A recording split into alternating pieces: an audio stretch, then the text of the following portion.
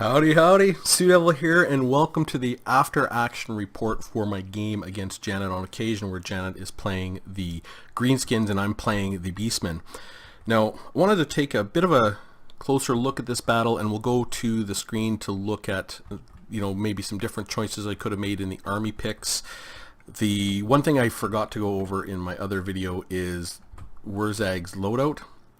The Goblin Big Bosses they're both on Forest Goblin on spiders, just for that poison, and you're basic. They don't have any abilities. Wurzag has Effigy of the Git, which causes damage and strong versus single combatant, but for 13 seconds you can't move, and he gets 2 uses of that.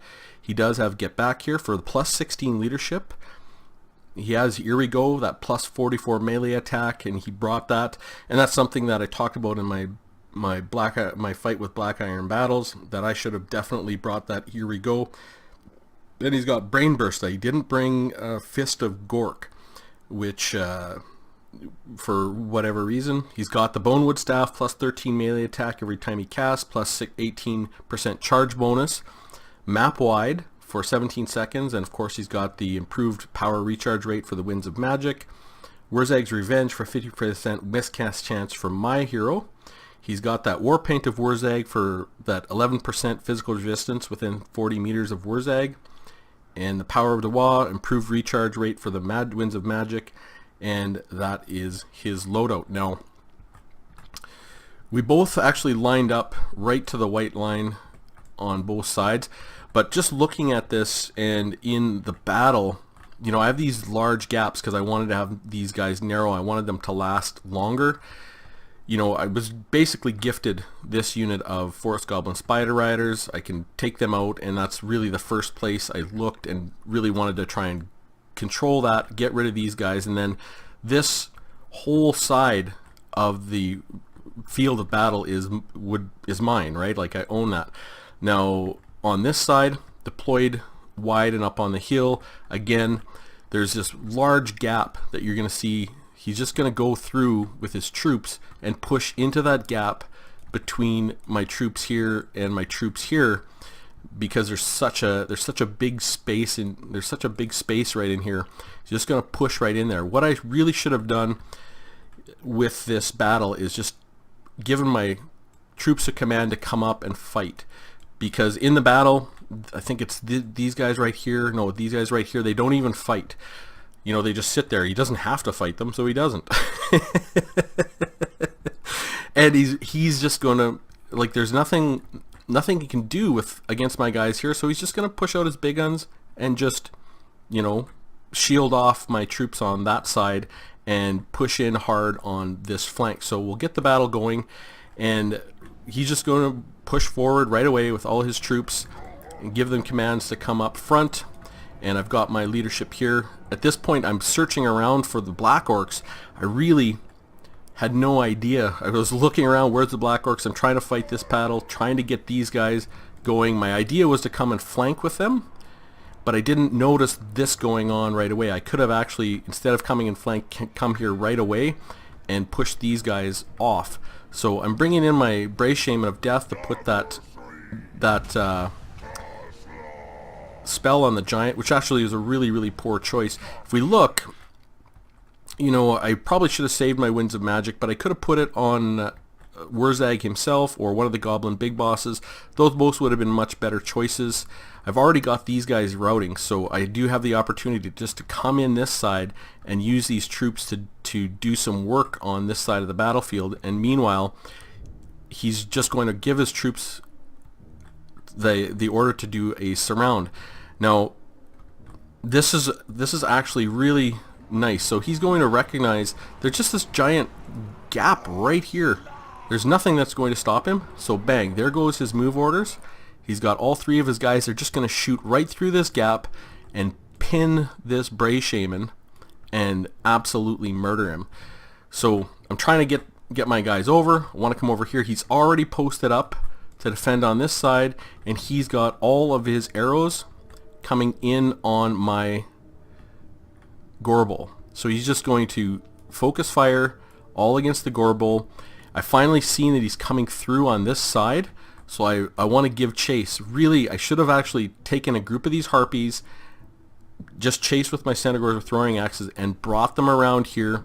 These goblin archers are vulnerable. Taking my other harpies, brought them in here, and I could have brought Centaurs with throwing axes this way, and my other group kind of into this side, something like that to support, or back around to help support. So he's already coming through really hard here. You know, just right through the gap. He doesn't have to fight these guys, so he's not going to. There's no point from his perspective. And these Goblin Wolf Riders and the Mangy Marauders are going to start going to work. At this point, I really didn't even see what was going on here. Didn't see these guys coming, but I could have brought this whole group and backed off either this way or that way, and it came and helped support like this. But I didn't even see this coming. I'm just trying to figure out what I'm going to do with this giant. I thought it would send Morgor, and I wasn't even looking at my troops, actually. I was just looking at their unit cards and trying to deal with that giant. But here it comes. This is actually really pretty. Right before he lands, gets that FG to get on, and Wurzag and the Goblin Big Bosses, both of them are going to get in a lot of damage. So you can see right away they're just going to absolutely pin this Bray Shaman of Death and start doing a lot of damage. And right beside them, you know, I've got these guys. Obviously, that's a a big miss micro and a big miss micro here. But, you know, I'm kind of chasing in here, trying to deal with these guys, and I'm going to do an alright job of at least getting over there. But really, this battle is, you know, won right here with this absolutely beautiful move down the center. Get right onto my leadership, and I've got my leadership going the wrong way. You know, I should have brought them right in here, and actually, like I said, should have brought my whole group and just backed them off. Because I have the ability, if I can clean up this group, I already have this whole side of the battle, and these Centaurs with throwing axes, he will have nothing at all that can catch them if I can clean up this group. I could have even brought my Bray Shaman this way and my units this way to try and deal with the Mangy Marauders, even cast the Fate of Buna on them, and then I would have had a complete edge control, and it would have been difficult for him to chase down the rest of my units. But we'll just fast forward it here. There's not really much to go over. This is just an absolute destruction from here. We'll just watch and see how the battle unfolds, because it's actually just a great example of really good play. You know, turning the rusty arrows here, taking out my Centaurs, you know, just beautiful play, taking out my Gorbel by Janet, and fun to watch and fun to play against. You know, playing against really good players is really, really interesting to see how they approach the fight and their builds, and to kind of look at that. So I will just skip over into the custom battle screen, talk a little bit about my build, if things I think I could have done better, and where I could have improved. Alright, so here we go. Here's the build that I had for my group. I think, you know, Morgor is the right pick. He's the on-meta pick. The Bray Shaman of Death, you know, I think that's also a good pick. You know, that's what Black Iron picked. But this Gorbel, I don't know how good he was, and I don't really know about my frontline troops. I did like the Harpies and these Centaurs, though. I really, you know, these Ungor Raiders, maybe they're good, maybe they're not. But if I go and look, one of the things that, it's funny, is I had done some autogen battles with the Greenskins against the Beastmen, you know, just to do some training. And one of the things that in the autogen that the computer always brought, which was really hard to deal with, was Minotaurs. And they're difficult to manage. You know, I think I probably could have brought a couple of groups of Minotaurs, or Minotaurs with shields, something like that, and that would have been a much nicer grouping, because they have shields. Well, I don't even know if you really need the shields, but you know, I could have brought just basic Minotaurs. They would have been susceptible to Withering Fire, but they are armor piercing, they have good charge bonus, and they are difficult to deal with for the Greenskins. I know that for sure. You know, put together something like that, these guys are going to be robust. I could have even brought some anti-large Minotaurs, but at least one group instead of the Gorbel to be in my leadership group, because those Minotaurs are going to make it difficult for that sort of alpha strike, because they have big mass and they're hard to get around. The I went really heavy on this infantry build. I certainly could have had 2 spears, and I don't think there's anything wrong with 3 groups of Ungor Raiders in this matchup. They would have done pretty well. For the rest of my group, I'm not really 100% sure. I do like at least some fodder, some chaff in those Minotaurs. Putting something in there to last a little bit longer could have been useful. Maybe having that other group of Minotaurs, and I don't know. Like, this is really hard choices. I do like those Senegors with throwing axes in this matchup, and they're quite good, having my control groups to be able to manage that. But I need to be able to protect Morgor and my Bray Shaman. So, one group of Minotaurs with shields at least, and maybe it's hard to imagine, hard to pick what would have been the right grouping, but I certainly could have supplemented this line to at least be a little bit more robust. But you don't want to have your units too close together to defend against, because you got to be able to defend against the Wa. But even maybe a couple of backline units, so I have 2 frontline. Well, yeah, you need some kind of front line, maybe a front line like this, and then one more unit somewhere to make up the difference. Now, you could Chaos Spawn may have been good, but I never even got off my Chaos Spawn as it was. But with that protection in the back line, with these Minotaurs with shields and these 3, they probably would have been fine. Trying to pick up another unit or 2. Maybe these Chaos Poison Warhounds, maybe that would have been the better choice. Something like that. And then my Harpies, I go wherever. These Chaos Poison Warhounds I know are good in a lot of matchups, and then have a bit of a thinner front line, be a little more cognizant of what's going on with Morgor the Shadowgrave, and really try to win both flanks even harder.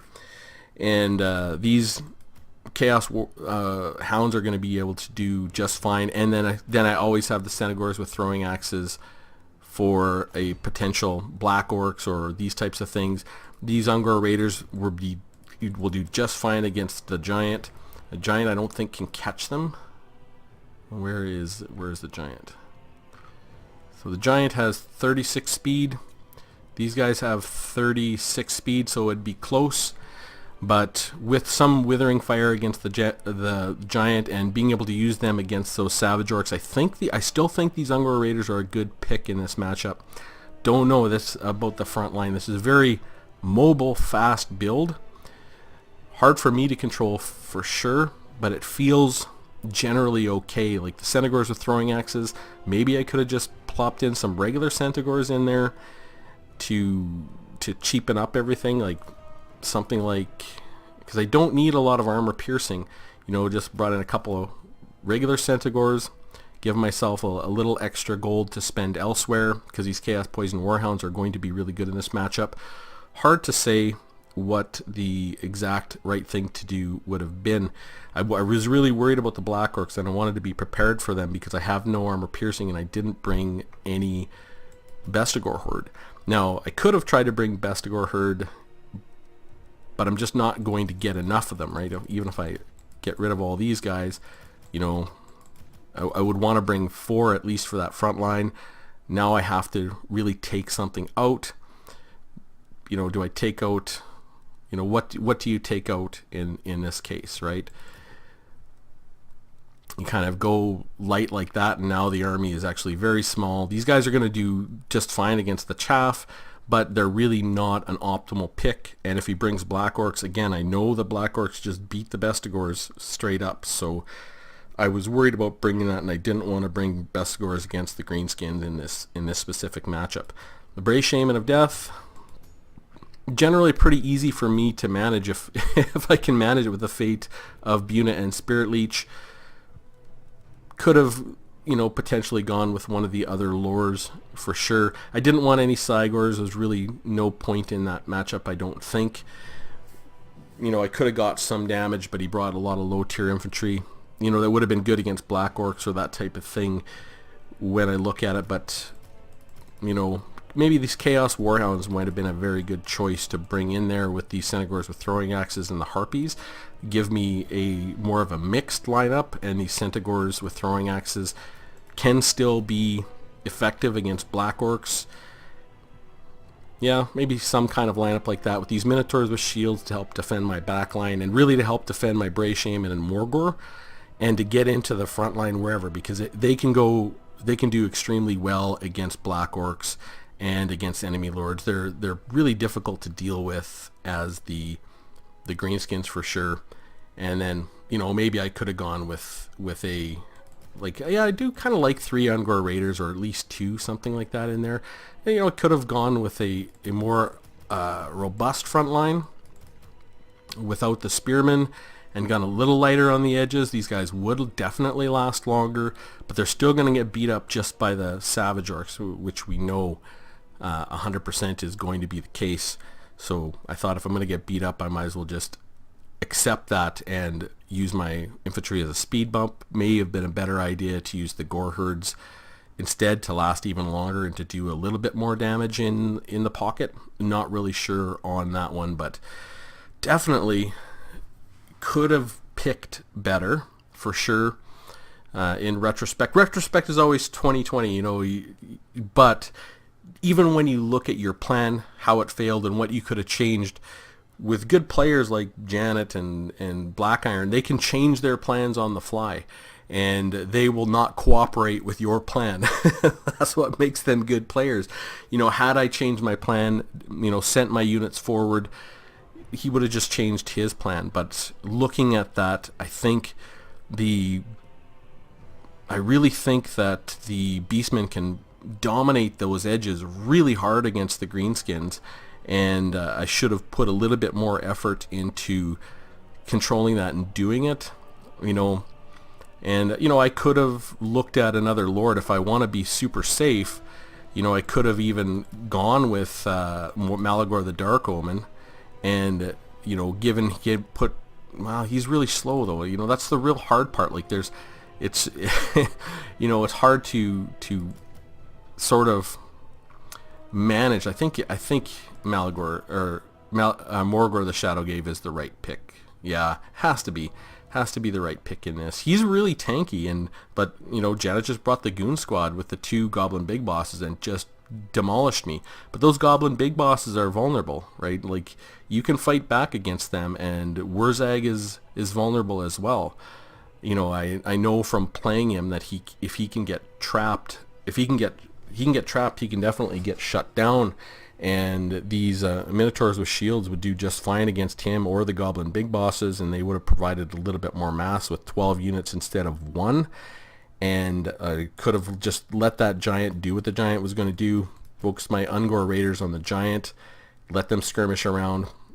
Hard to say exactly. I really enjoyed the fight from a perspective of going back and analyzing how it went, and it's fun to watch good players play good. And I know in talking to Black Iron Battles, he's always worried about putting something that he considers a non-competitive fight onto his channel. Yet I find them really interesting. I know this was an absolute crush, but if you look at why it was a crush, what did Janet do to make that a really decisive victory? It's a very good learning opportunity when you try and understand the thinking, how things went, and how you can change your play or your game or your build to improve your plan for the next time. So anyways, hope you found that interesting. Very basic. We got another game coming right up tomorrow, round 4, and I'll be getting ready for it, trying to get my videos out. I'm really trying to stay ahead of these videos. It takes extra time to do it, but I want to provide my thinking beforehand, provide the battle just as a presentation, and then provide my thinking afterwards, so that those of you that really like to think your way through these things and like the analysis portion can come along for the ride with me and think along with me as well. So love to hear comments, what your thoughts are on how I could have improved the build very specifically. I mean, that's the thing that I think about the most, and look forward to hearing from you. So with that said, hope you found it interesting, and I will see you soon.